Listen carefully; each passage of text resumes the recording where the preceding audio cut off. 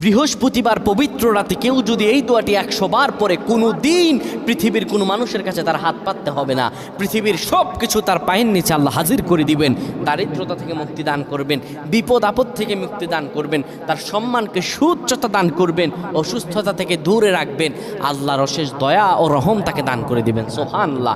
বৃহস্পতিবার রাত এটি গুরুত্বপূর্ণ রাত। এই রাত সপ্তাহে একদিন আসে।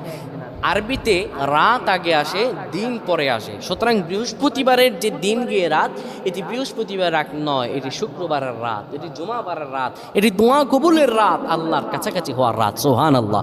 এই বৃহস্পতিবার রাত আল্লাহ তাআলা বান্দার দোয়া কবুল করেন।